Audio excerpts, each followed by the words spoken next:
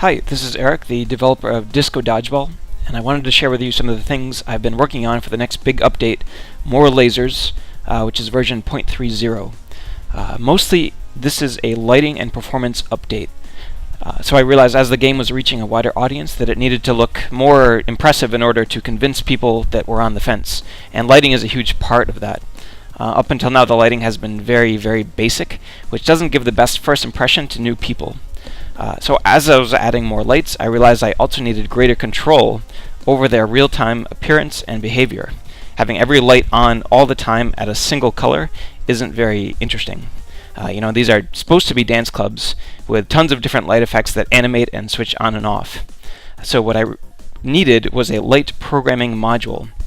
This allows me to group lights and other arena effects into zones that I can then update independently in terms of color and behavior. So then once I have my zone set up, I can create a preset of a list of zones, each with a specified color and behavior. And I can tell each one of these, a spotlight to be red, while the ramps glow blue, and then the lasers move in a spiral pattern. So that's one preset. And then I can move and animate between all those presets. So I wanted to kind of show you what that looked like. So this is the updated cage level. And you can see there's a couple more lights and spotlights and whatnot. And right now there's this blue spinny laser in the middle, there's the pink ring LED around the outside, and that's one preset. So now I can load up another program, set it active, and then the laser lights and colors change along with that. And so here's another preset. You can see the arena lights animate in terms of color and behavior as I switch these presets. And when the game is actually running, it can change automatically as you play.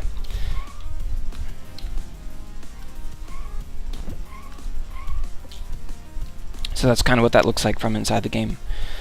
So this allows me to create a lot more light patterns without just overloading it with everything on all at once. And some of the other things I've been working on are these custom. Let's see if I can find one that works. Right, so this is a custom shader I have, and basically this is one of my first few experiments, and I want to create a lot more of these, and I think over time I can create some really interesting effects that decorate the walls, little kaleidoscope effects and whatnot. So the problem with these lighting effects is that they can also be very expensive on the processor, and I was noticing that the game wasn't running as well as it used to, and I think in the last update also with the radius level, people saw a noticeable drop in performance. So I realized I also needed to spend a bunch of time making the performance a lot more efficient. And so one of the big changes there are these laser lights here.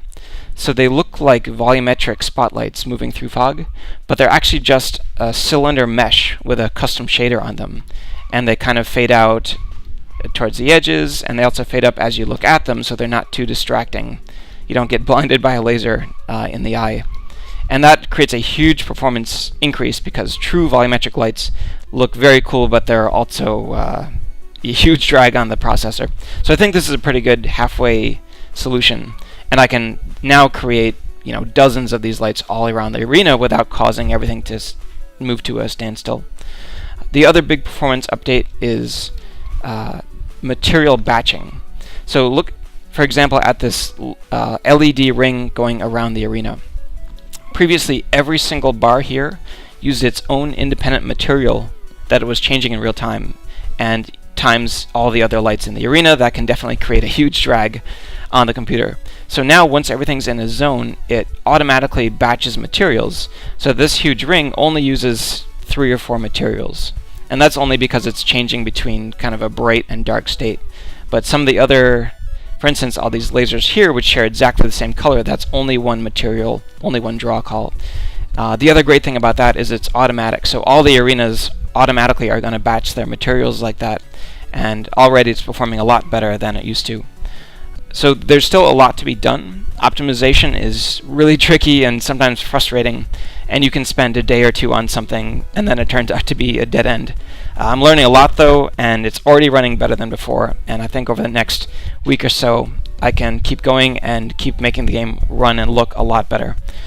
So that's the MOAR Lasers update. It should be out in about a week, and hope to have that out on the beta branch soon so you can get an early look at it.